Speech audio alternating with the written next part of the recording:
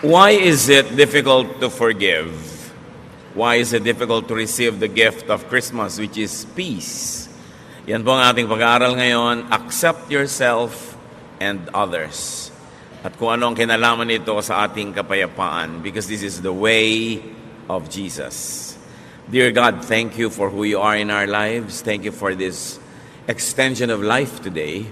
And thank you for all the things that you've given us, not only to survive, but also to enjoy life.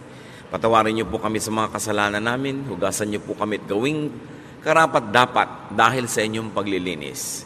Maging karapat-dapat kaming lumapit sa iyong harapan at mangahas humingi ng pagpapala. Wala kaming patago sa iyo, O Diyos. Tangi ang pag-ibig niyo ang aming pinangahawakan at ang mga pangako niyo na kami inyong bibigyan ng mga kailangan namin sa buhay. We hold on to your promises, O God, and we ask you to bless us right now. May your words be our medicine, our food, our light, our guidance, our inspiration. Enable us to see you, to hear you. Teach us to obey. Father, we thank you, asking you to bless even those people who are not with us right now. Bless them in your very special and personal way. And may your mercies abound, and as we grow in the knowledge of you, may we become more and more like your Son, Jesus. We thank you, we honor you. Sit on your throne of power and glory and dispense wisdom and blessings to your people. In the name of Jesus, your Son, our Lord, we pray. What is the gift of Jesus? The main gift of Jesus to us is peace. John 14:27, peace I live with you, my peace I give you. I do not give to you as the world gives. Do not let your hearts be troubled, and do not be afraid. Ang centerpiece po ng mga katuruan ng Panginoong Jesus tungkol sa kapayapaan. If you're going to analyze a major theme of the Lord's messages, it's about peace. Kaya siya nagpagaling ng mga may sakit, kaya siya nagpalaya sa mga masasamang espiritu, kaya siya nagtuturo ng lahat ng magagandang asal ay para sa ating kapayapaan. He wants us to have a heart that is untroubled, unafraid, unruffled. But how can this happen? When the Lord was born, angels came down to earth and sang glorious songs. Luke 2:13-15. Suddenly a great company of the heavenly hosts appeared with the angel, praising God and saying, Glory to God in the highest heaven, and on earth peace to on whom His favor rests. Isang uri ng kapayapaan ang ibinibigay ng Diyos Ama sa langit sa pamamagitan ng Panginoong Jesus. But this peace is not for the whole world, not for everyone, but for select individuals. The gift of peace is sufficient for all, but not efficient for just anyone. Ito ay kasya sa lahat ng tao, pero hindi nagiging epektibo sa lahat. Kasi merong dapat gawin ng tao para tablan siya ng kapayapaan na ibinibigay ng Panginoon. And the way of Jesus to peace is to accept yourself and others. Gusto natin magkaroon ng kapayapaan na yan, gusto nating matahimik ang buhay, pero paano ba yun nangyayari? Dapat matutunan nating tanggapin ang ating mga sarili at ang ating kapwa. First, discover your wholeness and that of others. Isang malaking kasinungalingan, kulang ka, mali-mali ka, giba-giba ka, sira-sira ka. It's a lie when people are raised up to think that they are missing so many things in themselves, that they are damaged, and that they are nothing but a wreck. Genesis 1:27, so God created humans to be like Himself. He made men and women. So men are complete, women are complete, people are complete. They're whole, buo, hindi kulang. Essentially, hindi kailangang bawasan o dagdagan kasi napakaganda ng pagkakalikha ng Diyos sa tao. In spite of the much talked about imperfection, in spite of the sins we commit, we are wonderfully made. The foundation of the way we were created, the very foundation and frame of our being is wonderful. Psalm 139:14, I praise you because I am fearfully and wonderfully made. Your works are wonderful. I know that full well. So pinupuri daw nitong mga awit ang Diyos sapagkat ang pagkakalikha sa tao ay sobrang maganda, kahanga-hanga. At lahat ng ginagawa ng Diyos ay kahanga-hanga. There are two troubles, and we'll call them now troubles A and B. Trouble A is about us. It's about trouble A comes when we consider ourselves nagsisimula ang gulo pagka trato mo sa sarili mo ay kayo lang. Trouble comes when we reject and do not accept ourselves. Yan ang malaking gulo pagka hindi mo matakdigaw ang sarili mo, tinatakdihan mo, tinatatwa, pinapalaya sa mga sarili. When you deny and reject your genes, your looks, your unique giftedness and talents and circumstance and reality, trouble begins. Pero lagi ganyan ay kumitulo sa atin ng maging religion. Walang kahalika, pagpintan, sira-sira ka, iba-iba ka. Well, ako ay that might be true because of sin.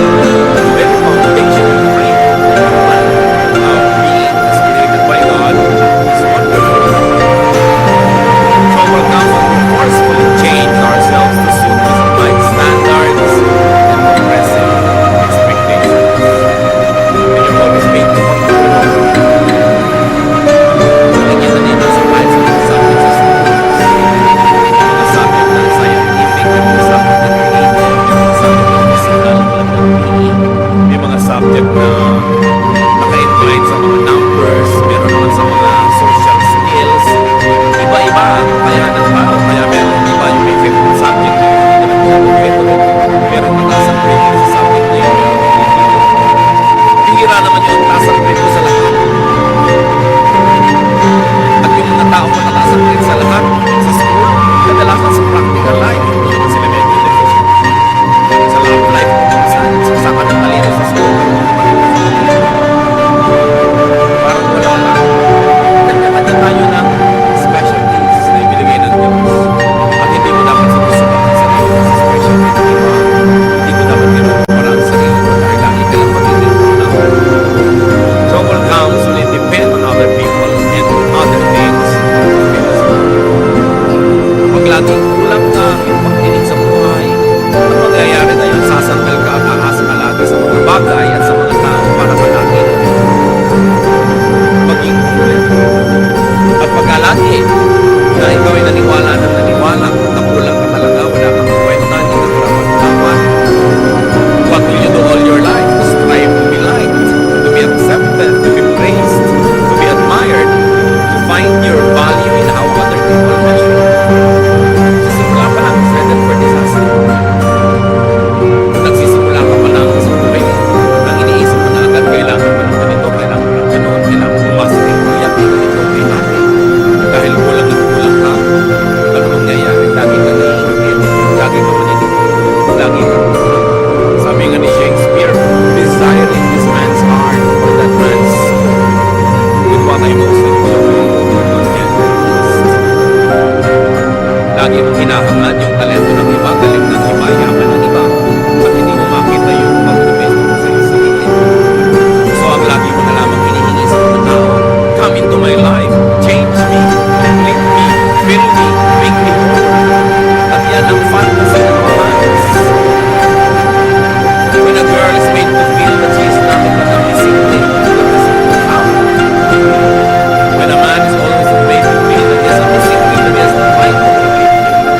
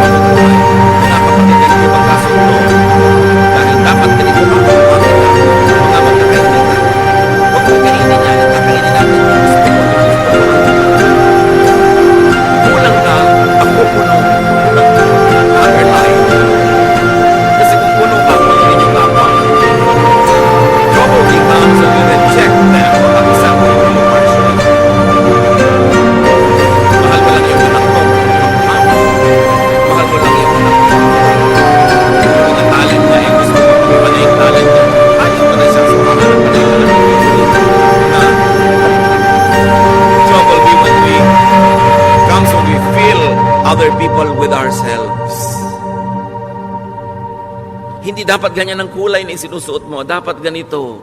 Hindi dapat ganito. Dapat yung standard ko. Now, when we are raising children, that's all right to set standards. Kasi blanco sila, walang kaalam-alam. Pero oras na yung tao na de-develop na yung personality, we allow them to be how God wanted them to be. Kung paano sila nilikha ng Diyos. Kung ano yung talentong ibinigay sa kanila, yun ang dapat natin silang bigyan ng laya na hanapin nila. Yung kanilang buhay doon sa talento, sa hilig, sa galing na ibinigay sa kanila ng Diyos. Trouble becomes when we force them to change to suit our taste. And all of this, major issues happen between husband and wife. Ang pag-aasawa ay isang walang patakarang pagtanggap. Hindi siya isang reformatory institution na iibahin kita. Babaguhin ka ng aking pag-ibig. Sa teleserye lang yon, walang nagbabago. So kung hindi mo gusto yung buong-buong tao, wag mong pakasalan, inaasahan mong mababago mo. Ngayon kung nagbago siya dahil siya ay naging sumusunod rin sa Diyos, nagkusa, bonus. Pero hindi mo kayang baguhin ang isang tao. Yung let me change you, let me fill you, let me refit you to fit my fantasy. You know what's wrong with that? There will be domination. Dodominahin mo ang iyong kapwa. Because for you naman there should be conquest. Therefore, there will be colonization. You colonize the other person's brain with your thoughts. Gusto mo mag-isip siya tulad mo. Gusto mo thoughtful siya sa ganitong bagay. Hindi niya kakalimutan ng ganitong bagay. Hindi siya maalalahanin. Although it's not an excuse, pero generally speaking, di ba, mas mahilig yung mga babaeng makaalala ng mga anniversary, mga birthday, pati sa iksi na mga relasyon ngayon, monthsary na lang eh. Kasi baka hindi na makaabot ng anniversary na isang taon. Weeksary, no? Baka mamaya may hoursary pa. So, mas particular talaga yung mga babaeng maalalahanin. Lagi na lang gusto maalala niya ni husband. Although, mag-effort naman yung mga husband maalala. Pero dapat mong tanggapin na iba ako, iba siya. Maalalahanin ako siya, hindi. Pero may iba siyang katangian. Pag gusto mong baguhin ang kapwa mo para maging kamukha mo, kamutin lahat ng kati mo sa buhay kung saan siya makati, di ba gagamitin mo lang siya, hindi mo siya tinatanggap bilang tao. And this is the problem in marriage. Because the moment you try to dominate another person, natural instincts will surface. There will be resistance, rejection. There will even be subversion.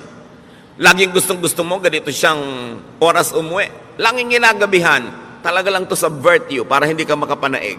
Idine-defend kasi nung tao yung kanyang sariling pagkatao. There will be defense. And sometimes there will even be offense. Therefore, warfare. Hell again. Evil spirits plaguing your life. What is the way of Jesus to peace? Accept yourself. Great peace follows when we accept ourselves. It does not mean that we will not improve ourselves. It does not mean that we will allow ourselves and tolerate ourselves to be sinful and to be wrong and to be substandard. But you begin everything by accepting yourself. We become more comfortable with ourselves in relation to others. Kasi buo ako, buo siya. Dapat ganun yung dynamics ng relasyon. Hindi yung kulang ako, punuin mo ko. Or kulang ka, pupunuin kita. No, pareho kayong puno. We become more comfortable with ourselves when we are alone. Isa yan talaga sa mga pinakamalulubhang sakit ng maraming Pilipino. Hindi kaya mag-isa. Hindi makakain mag-isa, hindi makalakad mag-isa, hindi maka-enjoy mag-isa. We dread aloneness. And we become like clinging vines. And when you become like a clinging vine, you will choke people around you. Yung laging kailangan, nandito ka, nandito ka, nandito ka. Paano ka mga tao active, may mga gagawin, may mga hinahabol na mga pangarap, kailangan lagi silang nakapaligid sa'yo para magkaroon ka ng kahulugan. Kailangan maging komportable ka sa sarili mo kahit ka mag-isa. There are times when may mga kasama ka, enjoy, but you must also enjoy aloneness. Kasi kung talagang gusto ng Lord na lagi kang may kasama, dapat nilikha kang may mga kakambal, yung kabit-kabit kayo. Yung hindi kayo nagkakahiwa-hiwalay. Di ba pag may pinapanganak pang ang kambal, ino-operahan pa natin para magkahiwalay? Dahil mahirap yung may kakambal. Ngayon, kung may kakambal ka emotionally, hindi ka na inom ng masarap na inumin kung hindi mo kasalo sa iisang straw ang kung sino man. Di ba? Miserable ka nun. At gagawin mo rin yung taong miserable dahil lagi mo siya kahanapin, nandiyan ka, kasi iinom na ako. Kailangan matuto rin tayo ng healthful aloneness. But when you cannot accept your own self to be your own companion, how can you be a companion to others? Kailangan yun ang sanayin natin. Walang mga tao ngayon, I will enjoy this alone. Kasi yung paghahanap ng kasama ko minsan ng malaking kapahamakan, kahit sino na lang tuloy na pwedeng sumama, isasama, para huwag lang mag-isa. Self-acceptance is the foundation of self-love and self-appreciation. Hindi yan masama. Anong sabi ng Panginoong Hesus sa Mark 12:31? Love others as much as you love yourself. No other commandment is more important than this. So we are not being forbidden to love ourselves, but we are only being reminded, yes, love yourself, but in the same way, love others also. Huwag yung love yourself lang and forget others. At hindi naman love others only and forget yourself. Pareho yun na mali. Irespeto mo ang kapwa mo, irespeto mo rin ang sarili mo. Hindi naman yung binabastos ka na, ang respeto mo pa. Hindi ka na nire-respect. Mahal mo ang sarili mo tulad ng pagmamahal mo sa iba. Why? Because you cannot give what you do not have. How can you understand others when you don't understand yourself? How can you be kind to others when you're not kind to yourself? How can you love others when you don't love yourself? Self-acceptance is the foundation of self-tolerance. At mahirap to be intolerant to your own self. May mga tao, lactose intolerant. Hindi sila pwedeng uminom ng gatas. Kung intolerant ka sa sarili mo, yung sarili mo hindi mo matanggap, hindi ka pwedeng mapag-isa, ano mangyayari? And self-acceptance is the foundation of genuine self-forgiveness. Many people cannot forgive others because they also never forgive themselves. So, pinahihirapan nila ang sarili nila, pinahihirapan din nila ang kanilang kapwa. Self-acceptance is the foundation of healthy autonomy. Ang tao dapat masarap na may kasama, masarap na kasama, pero pwede ring walang kasama. Kasi kasama mo ang Diyos. Kahit kailan hindi ka pwede mag-isa. Kasi tinitirhan ka ng Espiritu ng Diyos. Kumisan nga, lagi ka may kasama, hindi ka na tuloy magkaroon ng oras sa makipagsarilinan sa iyo ang Diyos dahil laging may abala. Laging may iba. We should learn healthy autonomy. When we accept ourselves, when we realize our wholeness, we do not excessively depend on and attach to people and things.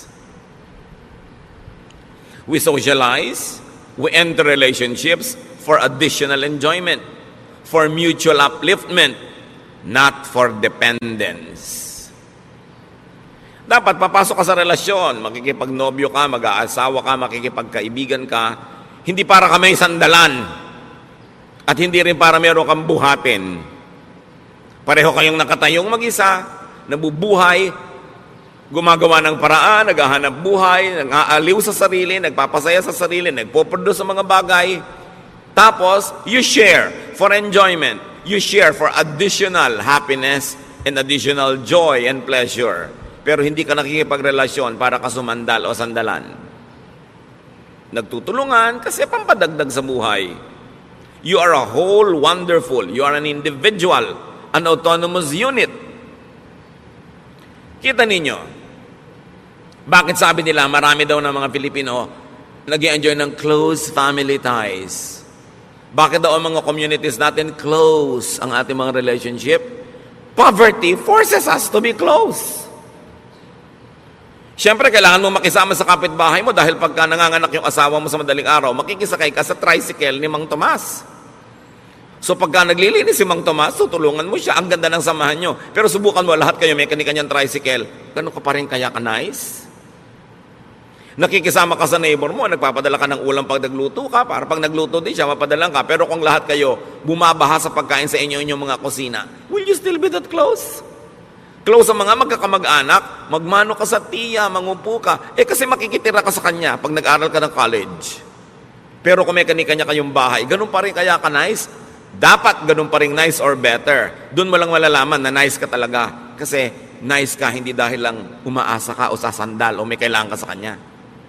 Kaya tingnan nyo ang nangyayari sa mga komunidad na yumayaman at umuunlad, nababawasan yung pakikipagkapit-bahayan, which is negative. Dapat hindi ganon. Kaya si Aling Junicia ayaw tumira sa Forbes Park. Ang tataas daw ng mga pader, wala daw kapitbahay. Siyempre kasi hindi mo naman kailangan ng neighbor mo, may kotse ka, may pangangailangan ka, may sarili kang gym, may sarili kang ganito, may mga katulong ka. You don't need to be nice to your neighbors. But poverty requires you to be nice. Poverty makes people stick to each other. Now, translate that to emotional poverty. When you're emotionally poor, you always want people around, you will cling because you need and you want help. Kaya dapat mapayaman mo yung sarili mo emotionally to the point na, I don't need you to live, but I want you to be around because I have a lot of love to give to you and because you are nice and I enjoy your presence. Pero hindi dahil hindi ko po maiwan ang asawa ko kasi wala po akong hanap buhay. So kung meron ka pala, iniwan mo na matagal na, no? So hindi ka lang nandyan dahil love mo siya kasi nakasandal ka. So ina-advise ko nga kahit sa mga babae, magnegosyo kayo, maghanap buhay kayo, para kung talagang hindi nyo matiis, binubusan kayo ng kumukulong tubig, pinapakuan kayo sa inyong bungo, ginagapos kayo sa langgaman, malayasan nyo. Hindi ako makalayas dahil wala akong kakainin, wala akong gagasin, so hindi mo lang kananya dahil mahal mo kasi dependent ka. At kung economically dapat autonomous ang tao, dapat autonomous ka rin emotionally. Hindi ibig sabihin, magpapader ka na, hihiwalay ka na dahil hindi mo na kailangan. Pero pagka hindi mo kailangan yung neighbor mo, tas hindi ka pa rin nagpader, nakikipagmabutihan ka pa rin, ibig sabihin, genuine. Yung pakikipagmabutihan mo, walang ulterior motive. Kaya sobra ang pakikisama system natin sa Pilipinas kasi umaasa tayo sa kapwa. Kaya tingnan nyo yung mga financially independent, hindi na masyadong nakikisama. Kasi hindi ka na nila kailangan.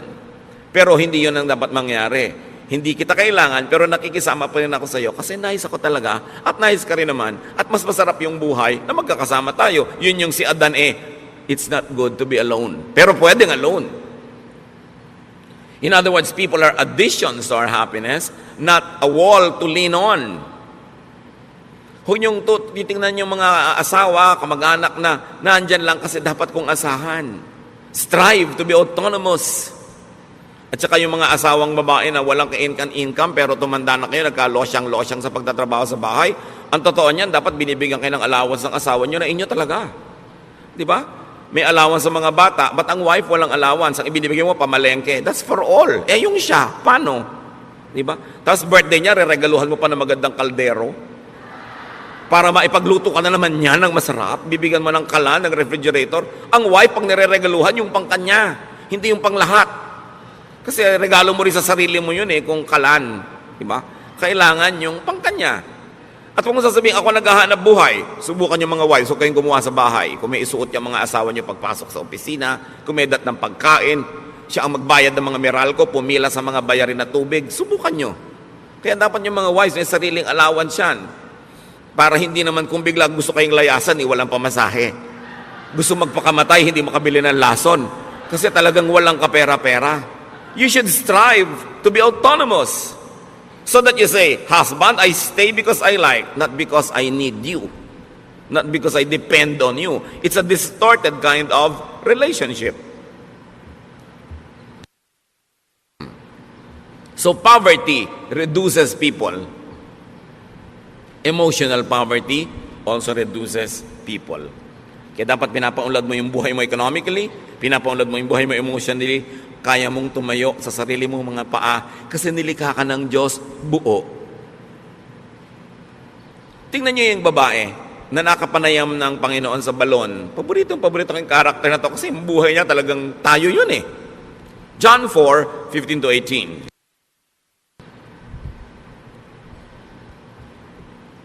Matapos makausap ng Panginoon ng babaeng ito, sinabi ni Lord, alam mo, kung hihingi ka lang sa akin ng living water, bibigay ko sa iyo, hindi ka na mauuhaw pa.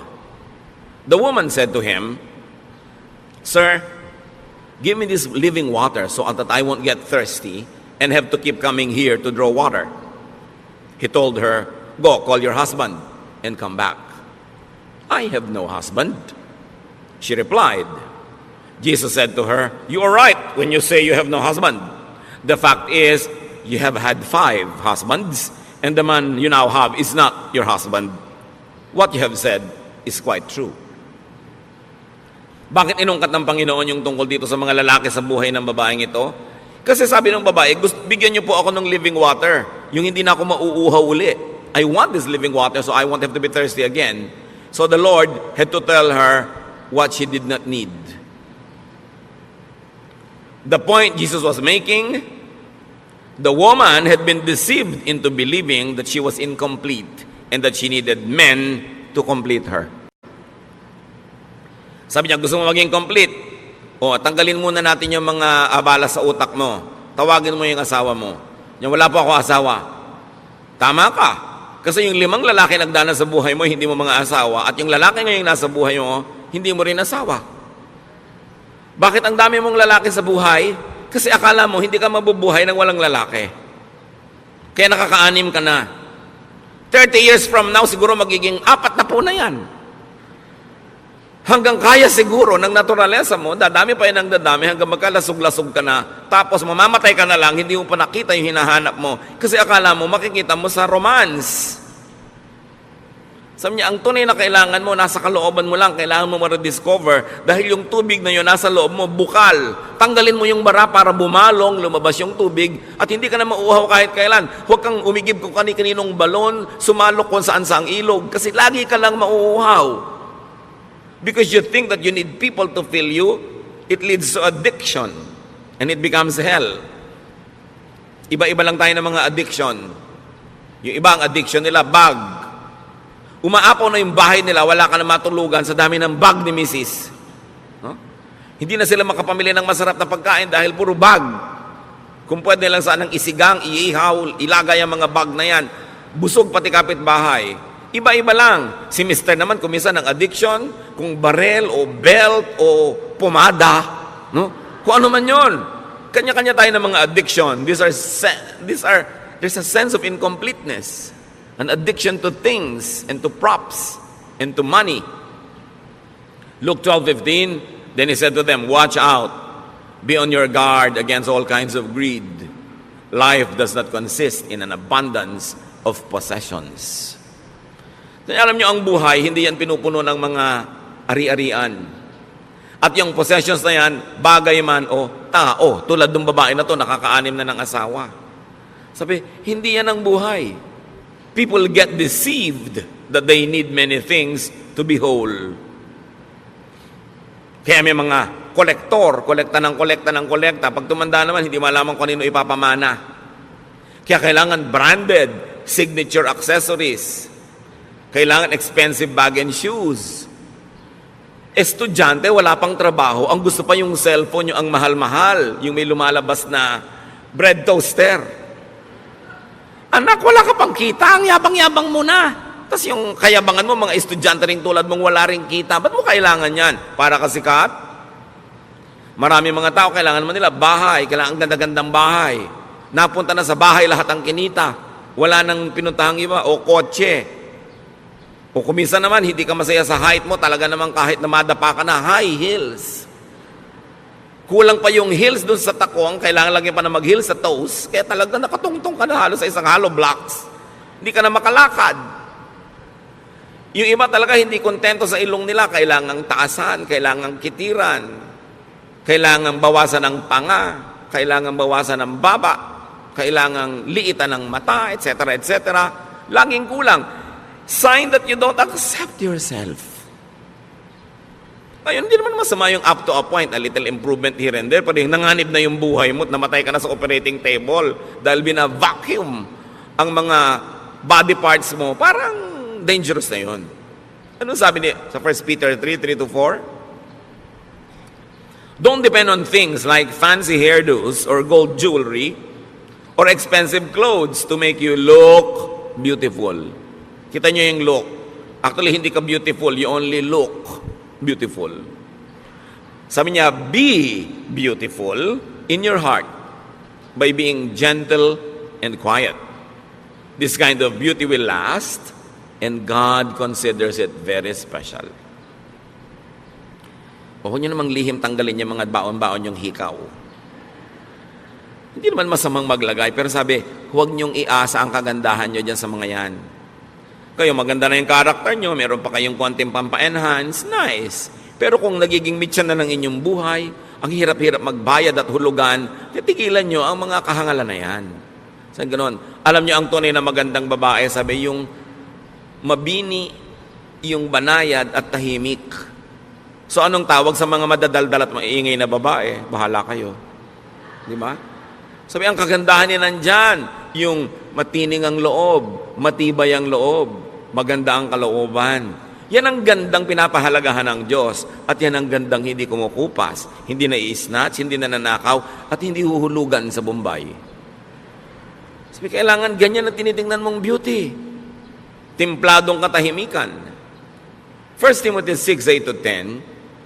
So we should be satisfied just to have food and clothes. Ibig sabihin, we should be satisfied with basic things. People who want to be rich fall into all sorts of temptations and traps. Yung rich, pwede niyong palitan ng people who want to be beautiful or sexy or fairy white, o kaya people who want to be tan. Lahat ng gusto niyong palitan sa inyong sarili fall into all sorts of temptations and traps. They are caught by foolish and harmful desires that drag them down and destroy them. The love of money, or you might say the love of other props, the love of cosmetic surgery, causes all kinds of trouble. Some people want money so much that they have given up their faith and caused themselves a lot of pain. Kung kailangan, tanggapin mo yung sarili mo. Kung may konti ka lang may improve na hindi sobrang magastos, hindi dangerous to your health at easy to maintain, pwede. Pero kung magiging pasanin mo sa buhay, yung sa dami ng operasyon mo sa mukha, tawang-tawa ka na, sabi mo pa. Kasi hindi ka makatawa dahil mapipilas yung pisngi mo, parang kawawa ka naman. Di ba? Yung hindi ka na makahinga dahil sobrang diliitan na yung butas ng ilong mo. Dati isang hinga mo lang, kahit 1 week na oxygen, nasa lungs mo na. Ngayon, hirap na hirap kang suminghap. Para ka ng bisugo na tinanggal sa tubig. Ang hirap naman nun. Di ba? So dapat yung easy to maintain. Kung yung kung ano pinaglalalagay mo sa loob ng katawan mo, tapos pagka lumilindo, lumilipat-lipat kung saan-saan, nagkakaiba-iba korte ng katawan mo. Tapos, wala namang maawa sa'yo. Ang totoo, halos walang maawa, although kawawa. Kasi alam nyo yung ibang madinaawa, inggit. Kasi naglagay ka, nadaig mo sila kahit sandali lang, kaya ikikriticize ka. Kung gumanda ka naman bigla na gano'n, pag-uusapan ka, hindi naman ganyan ang itsura niya. Tingnan mo yung litrato niya noong high school. Yung, ilalagay pa sa Facebook, yung litrato mo talaga noong high school. Bistong-bisto ka na parang airport tarmac talaga yung ilong mo noon. So, maawa sa sarili. You know? Do not make and do not allow people to think that they are incomplete and that they need you to be whole. So una, huwag mong papaniwalain ang sarili mo na kulang at kailangan mong iba para to be whole. Yung iba sobrang pinapamiserable na yung mga unmarried people, akala nila ang complete lang yung married. Paano yung unmarried? Kabiyak? Kaputol? Kaya yung kabiyak, dinedefine natin yung sa kasal, kabiyak ng partnership. Hindi siya isang kabiyak na tao. Buong tao siya, may asawa siya o wala. Pero sumasali siya sa isang partnership kung saan siya nagiging kabiyak ng partnership na yon. Which is God glorifying and which to most people is suited and nice. But not for all. So pagka pinresyo nyo ang inyong sarili, mga kapatid, na laging punuin kayong sarili nyo dahil sa sinasabi ng mundo, sinasabi ng advertising, sinasabi ng mga kung sino-sino, this will pressure and tire you. Pagka rin meron kayong laging pinasandal sa sarili nyo, di hindi na kayo makakapahinga. This will disempower them also. Kaya yung mga hindi makakain habang wala yung husband, bakit dala ba niya ang lalamunan mo? Diba? Yung ano yan blackmail para umuwi ka sa oras, which is good, nag-asawa ka rin lang, uwiin mo na maaga para sabay kayo, pero hindi naman yung talagang nakaabang doon at may kandila pa to make you feel guilty dahil wala ka pa. Paano kung talagang wala ka pa, may kailangan kang gawin? Minsan yan mga blackmail na lang no? Minsan, ang sarap siyempre nung family, kumakain lagi sabay-sabay, very ideal, parang sine. Pero sa tunay na buhay, siyempre may nata-traffic, may nag-overtime, merong may kailangan gawin, it can be very oppressive pag laging gusto nyo yung mga ganun seremonya. Masarap yun paminsan-minsan at pag natural at likas, pero pag pilit na, it becomes oppressive. Pag laging ganun ang pamamalakad mo sa iyong pamilya, anong gusto ng mga anak mo lahat? Makawala, mag-asawa ng maaga, tumakas, para lumaya. Kasi maraming opresyon. So, parents, spouses, do not drill into people's minds that they are incomplete, that they are defective or unfit or ugly or poor. Alam niyo kung sino gumagawa nun? Advertising. Hindi dapat ginagawa yun ng magulang. Kulang ka, kailangan mo itong produkto namin. Kaya mga magulang, ganito lang ang grade mo, ganyan lang ang grade mo. Kung nakikita nyo that they're doing their best, meron sila sigurong ibang kakayanan. Huwag silang paghanapan ng wala sa kanila. So, to have peace, accept others.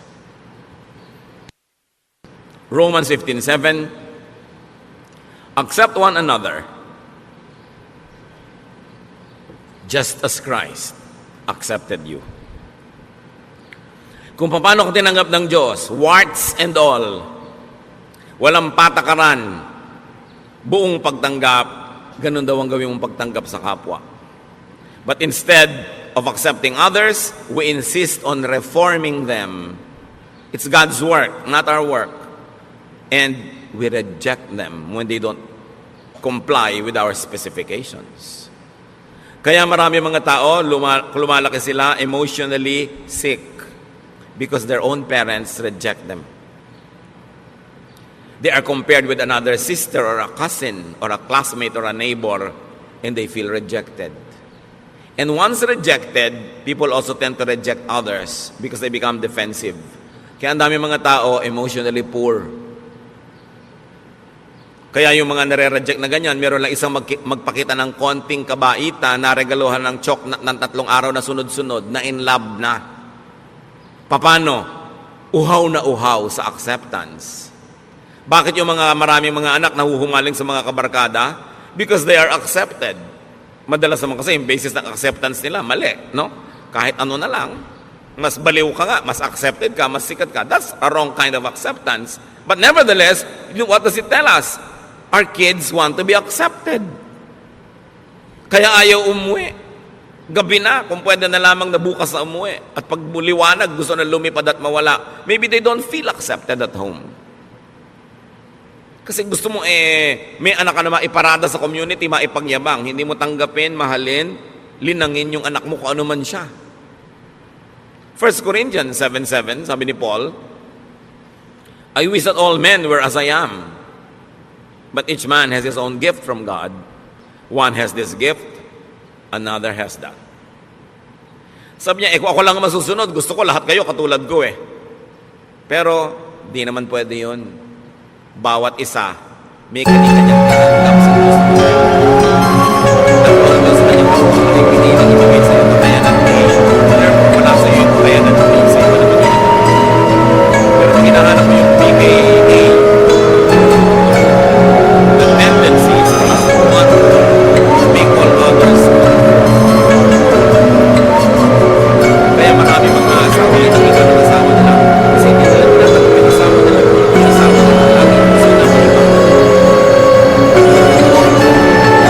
Accept ng individual and personal differences. Hindi ka masaya sa talent ng anak mo.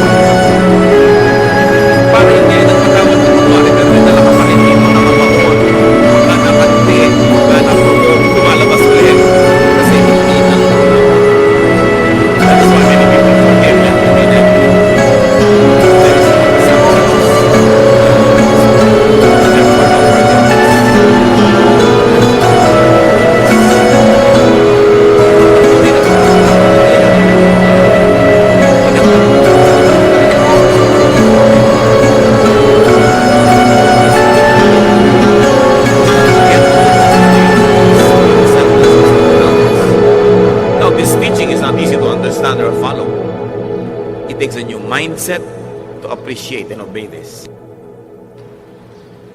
Hindi ka makakapagpatawad, hindi ka makakatanggap ng kapwa hanggang hindi mo iniiba ang korte ng iyong utak. So how do you get God's peace? Through acceptance of yourself and others. Change your mind.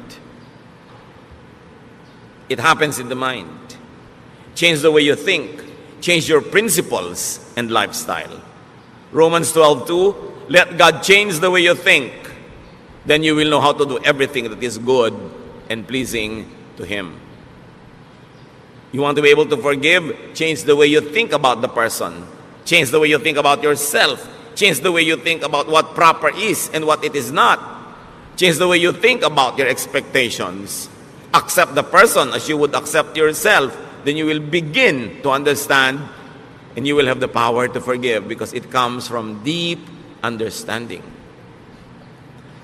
Anong reaction ng mga tao noon kay Jesus sa kanyang mga turo na to? Pinoy, tinuturo niya, love your enemy, feed your enemy, forgive. Mark 1:27, the people were so amazed that they asked each other, what is this? A new teaching and with authority. Ya, iba to kakaiba. Libong taon na yung relihiyon nila, hindi naman sila natahimik. Kaya sabi niya, iba to. May kapangyarihan ang kanyang mga sinasabi. It's a new way of thinking. That's why it's a New Testament. That's why it's a new covenant. Matthew 18:3, and he said, I tell you the truth, unless you change and become like little children, you will never enter the kingdom of heaven. So you might want to apply that to eternal security and salvation and exemption from hell. Apply it as much as you want. But I suggest that you also apply it this way, that unless you begin to think in a new way, you will never enjoy heaven on earth. You will never have paradise. You will never have peace. If you insisted on thinking the old way, you can never have the peace that Jesus wants you, because it is a new arrangement, a new idea that requires a new mindset. To have heaven, peace, contentment, rest, one has to be a child again. One has to restart from the beginning. One has to be reprogrammed. In a manner of speaking, one has to be born again. To rediscover, revive, and nourish God's reign in his or her heart. Kailangan madiscover mo uli yung sarili mo na oo nga pala, doon sa kaloob-looban ko, ako'y isang buong tao. Nilikha sa wangis ng Diyos. Na ang Espiritu ng Diyos ay nananahan sa akin. Ba't kailangan kong humanap ng pag-ibig, ng pagmamahal, ng kasiyahan sa iba? Kailangan munang pumasok ako sa loob ko. I must travel into me, discover what God has placed there, nourish it, and let it sustain me. And when I'm already overflowing with love and kindness and goodness, because I've already known and accepted myself, and I know God is in me, then I will socialize with people, I will relate with people, because in that case, I will be full of kindness, not just full of wicked expectations. That I am full, and the other person is full, and I respect his fullness, and we're together to have a better life, because together we can make a beautiful world. But I will not intrude into and colonize this world to make it beautiful in my terms. Pagka ganun ang iyong asal, people will love to have you around. And you will love to be around people. So change your mind unto peace and restfulness. Matthew 11:28-30. Sabi ni Lord, come to me, all of you who are weary and burdened, and I'll give you rest. Pagod na kayo? Pagod na ang puso nyo? Pagod na kayo magalit? Pagod na kayo magsikap magpatawad? Pagod na kayo na matahimik ang buhay nyo? Pagod na kayo sa paghahanap ng mga pangarap nyong pag naabot nyo ay biglang naglalahong parang bula? You're tired of chasing rainbows? You're tired of repairing all the broken toys in your life which never get fixed? Come to me. I'll give you rest. Learn from me. For I am gentle and humble in heart, and you will find rest for your souls. So you don't learn from others. Don't learn from other isms and ideas and philosophies. Learn from me, for my yoke is easy and my burden is light. So paano malalaman kung galing kay Jesus? Magaan. Hindi mahirap sa loob. Kahit hirap yung katawan mo sa pagsunod, hindi hirap ang loob mo. Magaan. The kingdom of God is restful, easy, and light. So peace, restfulness equals heaven on earth. And it is in accepting yourself and others. Habang hindi mo tinatanggap ang anak mo, asawa mo, magulang mo, kapatid mo, lagi kayo magtutunggali. Lagi kayo magko-contest. Mag-uunahan kayo kung sinong masusunod, kung sinong mananalo, kung sinong mananaig. Stressful yan. Hindi ganyan ang buhay. When you accept yourself, you relax. You become less demanding and suffocating.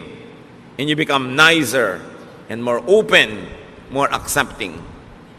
And when you accept others, you also relax. You become less intrusive, less judgmental and demanding. You become more forgiving. And they too relax. Everybody relaxes, masaya ang buhay. Deep and real forgiveness comes from unconditional acceptance and understanding. Change your mind and this can happen. Kaya kami problema sa asawa mo, may iniisip ka, hindi yun ang natutupad. May iniisip din siya, hindi yun ang natutupad. So ba't di nyo nalang palitan ang iniisip nyo?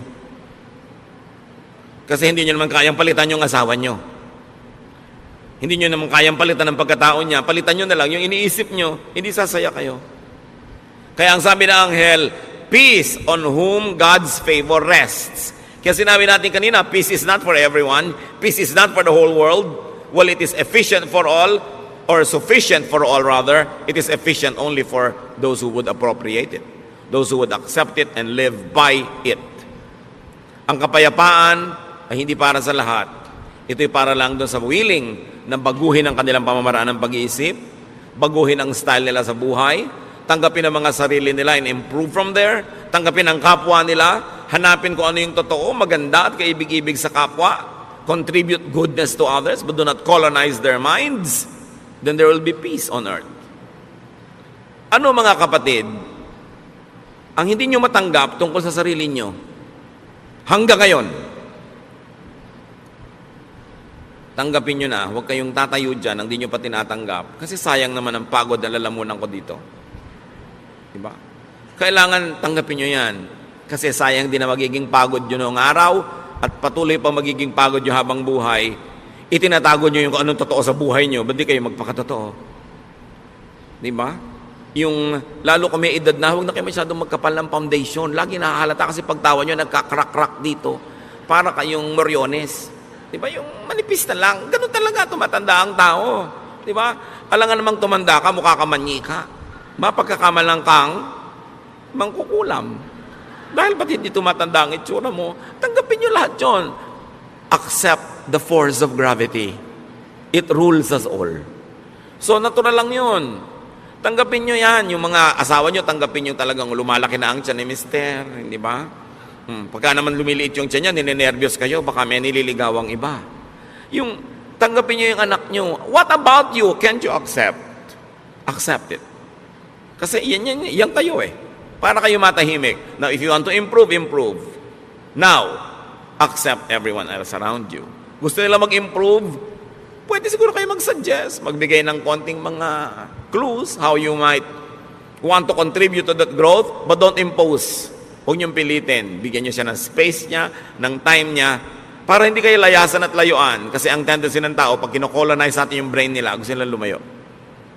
Kaya maraming maaga nag-aasawa, walang kamalay-malay yung magulang, gusto lang pala talang takasan ng anak nila. Hindi lang maamin. Kasi nadodomina. Napipilipit sila, yung nawawalan sila ng pagkatao, ginagawa sila mga manyika, ginagawa sila mga puppet. Kailangan palayain mo ang kapwa mo, kahit mo siya pakain, kahit mo siya dependent, dahil lahat naman tayo pakain lang ng Diyos, no? Talagang lahat naman ng mabubuting bagay sa Diyos din ang gagaling.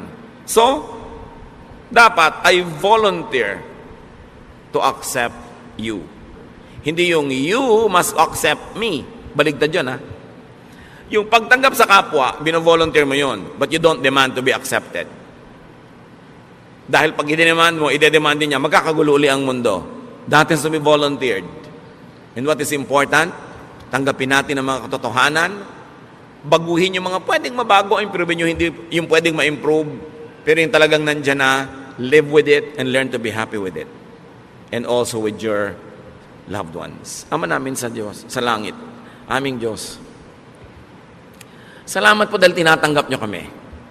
Salamat dahil nilikha nyo kami na wonderful, not to our credit but to yours. Salamat nyo likha nyo kami, Lord, na great, because you're a great God and we are in your image, therefore there must be greatness in us. Turuan mo kaming mahanap yun, ma-celebrate yun, at tulungan mo rin kaming mahanap yun sa kapwa namin, at ma-celebrate din namin yun. Magbulay-bulay tayo mga kapatid sa mga personal application ng ating mga pinag-aralan. At sa ilang sandali, take your time. Pag-isipan, ano nga bang mga dapat ko talagang tanggapin? At yung mga pwede kong baguhin para baguhin, di mabago. Don't demand others to change. Pray for them, inspire them, and they should change on their own as God enables them. Dear Lord, speak to us, enlighten us. Let's be alone with the Lord, some silence, and rise from your seat later on, freed from all of this needless oppression, so that we can enjoy life and we can be enjoyable companions to others. Others.